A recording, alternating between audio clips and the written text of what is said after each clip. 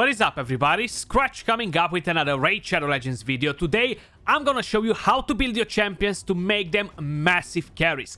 This gear set is almost like a cheat code because it will allow your champions to carry your entire team, okay? It's one of my very favorite gear sets in the entire game when we're talking about PvE. So we're gonna talk about Godseeker Aniri, we're gonna talk about Ursula the Mourner, how to build these champions and similar champions like them. I'm kind of like gonna walk a bit through their kit. I'm gonna explain you everything that you need to know, and we're gonna talk about the regeneration set, guys, because it's absolutely an amazing set and a lot of people don't really value it as much. So if we're gonna have a quick look at their kits, we're gonna start with the very first one that drops in here. We have Godseeker Aniri, and then we have Ursula the Mourner right here, both of them built on regeneration. Let's start with Ursula. Basically, she is an amazing champion. She has a bit of a chance to decrease turn meter. We have attack up, decrease attack, and we have a revive, okay, with increased defense and strengthen, 75% HP on all the allies, and fills the turn meter by 50. The only problem that this champion has is that she doesn't heal at all, okay? So if your revivers are going to die, your team is dead because it's no one else in the team to carry your team through waves, to carry it through bosses. So that's why regeneration set on Ursula the Mourner is so freaking powerful, because it allows her to constantly heal back, heal, and carry the team, revive when needed. We're gonna do a couple of runs in the Dragon Dungeon with each one of the revivers and slightly different teams, just so you guys can see what I'm talking about. So this is the build that I have on Ursula the Mourner. I have resistance on her because I'm using her in Doom Tower. I'm using her in Hydra. So this build is all around, guys. No matter what content you're trying to smash with her, you can use this build with confidence. Total stats, we have 65k HP, 2.4k defense. Her defense is a bit low, so I'm not gonna lie about that. 2.4k is a bit lowish. I would like to have a higher defense, but then her base defense is pretty rubbish. 243 speed, 418 resistance, 258 accuracy. I still need to glyph a couple of pieces here and there. This build allows me to keep her alive. And then I have the Masteries, which are playing a very, very important role because she debuffs, she buffs. We want to make sure we're gaining as much turn meter as possible, because we don't heal the rest of the allies in the team. We gotta get even more turn meter from getting timely intervention, getting cycle of revenge. These masteries will allow Ursula the Mourner to rotate so freaking fast because she's gaining so much turn meter. So we have Arcane Celerity, gives us turn meter when debuffs cast by this champion expire or get removed, like attack down. Then the same thing for rapid response, but this time around we have increased defense, increased attack, and strengthen. So just imagine the turn meter that you're getting from there. Timely intervention. Whenever an ally's HP drops below 25%, we're getting turn meter on the champion. And of course, cycle of revenge, which gives us more turn meter on crit hits on our allies. These masteries are actually very, very solid for her. You could justify it to say, okay, I want to go with War Master.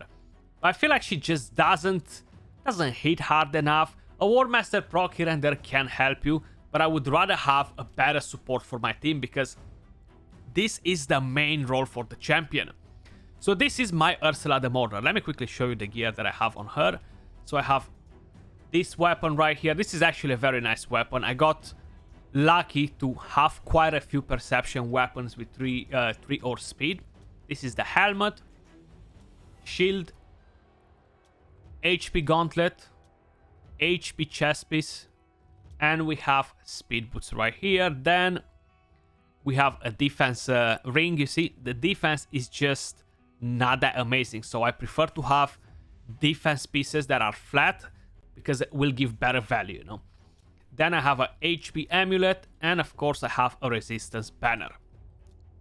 If we are talking about Godseeker Aniri, she is a bit different than Ursula the Mourner, so what exactly makes me think that she would be better on a regeneration set, just as an idea?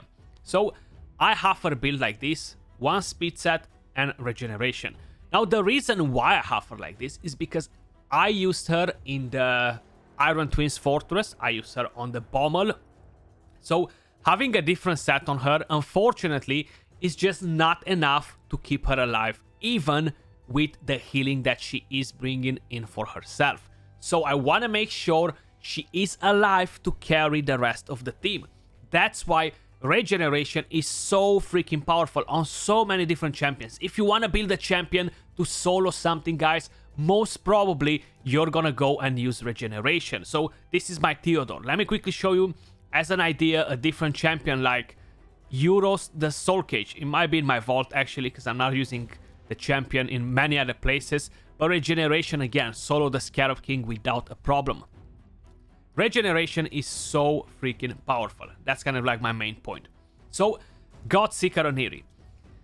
The A1 heals the ally with the lowest HP by 5% of their max HP. The A2 heals all allies by 15% of their max HP. Then we have the A3, which revives a dead ally with 50% HP, fills the thermometer by 50, and resets the cooldowns on all their skills. You actually wanna have her on to stay alive because she's constantly gonna revive somebody on a 4-turn cooldown, bringing them back with their cooldowns on a 0 basically, so they can smack ass again. Then the passive increases the amount of healing allies receive by 10%. And of course we have the revive on that and all the good stuff from her. But for the content where I'm using her, I feel like she is so powerful on a regeneration set. It's actually like next level powerful. Even for a Vogot, I know we kind of like talked about using him on curing. That gives you a massive heal from him too. But in some content, having him on regeneration is actually very, very important. I'm missing the banner for some reason. I feel like I stole it for a different clan boss team that I built, and I needed an accuracy banner because I think that's what I had on him. But this allows Vogot as well to heal back, because his passive heals all your team a lot, but he only receives half of that heal that the rest of the champions do. So once Vogot is dead, it's pretty much game over, right? And it's the same with all of these massive support champions that need to stay alive in order to carry your team. So total stats on my Godseeker Aniri: 74k HP, 3.1k defense, 256 speed, and I don't have very high resistance. This resistance is just enough to kind of like carry me through dungeons, and the reason why I have it so high is mainly because I got a blessing and she's awakened at 5-star basically. That's the main reason. I had a resistance build for her, but I felt like was not very efficient because she wasn't resisting much, you know. Honestly, in the Iron Twins Fortress on stage 15, she was getting wrecked. The resistance was pointless, so I decided to give her survivability. So like this, she was able to carry the team, and the same for the Bommel, for example. She needed to have this sort of survivability stats. Mastery is very important on her as well, and they are pretty similar in a way or another with the other champion, but because she doesn't buff, we want to increase the healing as much as possible. The more she heals the team, the better. We can't really gain much thermometer on her from buffs and debuffs because she doesn't really do that. So I have Steadfast, we went with Lay of Hands. All these masteries are slightly increasing the heal a bit. We have Cycle of Magic, we have Spirit Haste, and of course Timely Intervention as tier 6. Then I have Retribution to counterattack, get some heal on the ally with the lowest HP. We have a Cycle of Revenge, and we have different masteries to tank the champion and keep her alive. I'm gonna show you all the gear on her as well for whoever is curious. That is the weapon right there. We have the helmet, shield, gloves, HP gloves. You see I focus speed, defense substat, HP chest piece, and we have speed boots, focused HP, defense. We have, what ring? We have HP ring, HP amulet, and we have an HP banner. So this is my Godseeker Aniri. That was my Ursula. This is one of my most favorite endgame PvE set in the entire game, and it's not necessarily only endgame. On my free-to-play account that I was playing for like 2 months, I used to have my V6 on regeneration. She used to carry me in the Doom Tower. She used to carry me in dungeons as well. It's a very powerful set. You just need to Jump on the Fire Knight even early on. Farm a bit of Fire Knight, guys. Get 4 pieces that are decent. It's easier to get the top pieces and make a set. Even if it's 4-star, 5-star gear, it's gonna help you a lot on champions that matter to stay alive and carry the team. Trust me when I'm telling you that. If we're gonna have a quick look at a couple of dungeon runs, we're gonna do a Dragon 25, one with Ursula the Mourner, one with Godseeker Aniri. I'm gonna use a team like this where I do have some damage, but I don't have something that's gonna obliterate the waves. I don't have something that's gonna obliterate the boss. So we actually get damaged in the process, and Ursula gets to do what she can do the best: carry the team. Having the decreased attack is huge for Hydra, is huge for dungeons, huge for Doom Tower. She does have a massive speed aura for the Doom Tower. And increasing the attack on my nukers is huge again. I have no other healing in the team except Ursula the Mourner. Most of these champions don't have masteries that allow them to self-heal, so we're gonna rely on her to carry the team. You do need to have a CC champion when you're doing this sort of teams, if not you're kind of like gonna get wrecked. That's why Bellower is in here to land some stuns here and there. All the debuffs are actually very, very important, but he's a rare champion. Much easier to get than getting epics or legendaries, you know. And these waves are actually very annoying on stage 25, especially this Shatter Bones here. Just looking at my Gamebo, he barely deals any damage, man. And there he is back, 75% HP. The rest of the team is much lower on the HP, but Ursula the Mourner, she's still at full HP. That's what a regen set does. So as long as she's staying there, she's gonna carry the team. If her HP is gonna be as low as Gamebo's, you're gonna be like, oh my god, I'm gonna lose this fight because they're gonna wreck my Reviver. Who's gonna revive my team if my Reviver is dead? You know what I mean? So it's very important to be on point with your support champions. It's actually key if you wanna progress and beat most of the content in the game, you know? If you're a Mega Cracker and you have all the champions, crazy gear, and you're just gonna be able to just destroy everything in your path, yeah. She brings attack down in here too, which is actually very, very nice. I really, really like Ursula the Mourner. When I've seen her kit ages ago, I was like, oh my god, we're gonna have such a crazy Reviver. She's gonna be almost better than Duchess. But then we've seen her stats and everything, so she wasn't as powerful. She's still very nice though. An awesome epic champion. And we lost another one there. Most probably we're gonna lose a couple of other champions. The main thing that I don't really like about her is that she's using the revive skill even when she doesn't need to, you know. But there we go. Everybody else is weak sauce. She's still standing strong. I have a feeling that they're all gonna get wrecked here if we're not doing some solid damage, because we just don't have enough stuff to to knock down that secret skill on the dragon. But there we go. She brought everyone back to life. The fight goes on. She's still on full HP because of the regen set. She really doesn't have no healing to justify not to use these sort of sets on her, you know. And then we're gonna try a different team with Godseeker Aniri and see how that plays out, you know. Here we go, slowly and surely. This is not a speed run, guys. It's not flexing a team for the Dragon Dungeon or anything like that. It's mainly just to help you guys understand what you need for progression. This gear set is so freaking powerful on the right champions, like it's really taking them to the next level, you know. I think this secret skill might wreck the rest of the team, but hey, she's still there up and running. She's still there up and running. She revived quite a few times, and I feel like she's gonna do it again. Because why not? That's kind of like part of her job, you know? Yeah, Ferrokin is gonna die as well. But then she revived the rest right before, so hopefully they are going to do the job, you know? Because we have no poisons. We don't really have very strong DPS in here. Nobody has War Master to wreck the boss except Bellower, actually. 4 minutes and 7 seconds. And she healed a lot. She revived the team a lot. Very, very nice stuff to see that she can carry our entire team through a dungeon like this. 4 minutes, that's fine.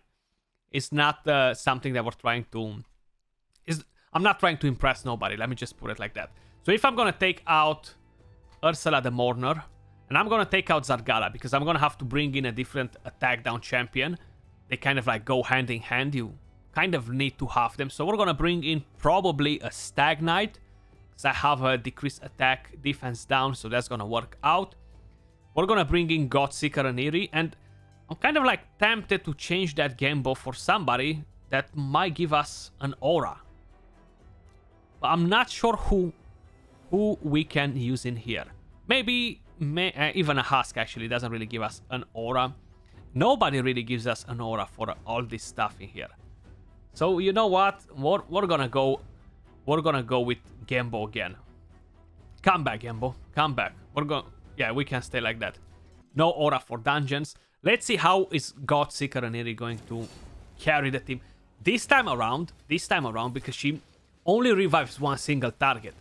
It's very important to have healing on the team. So if she wouldn't provide any healing, I would definitely bring in another healer. But like this, I feel like she's gonna be solid enough to slowly allow the rest of the team to recover, you know. Now Stag Knight again won't be doing much on the dragon, unfortunately, unlike Zargala, who actually deals some damage, you know.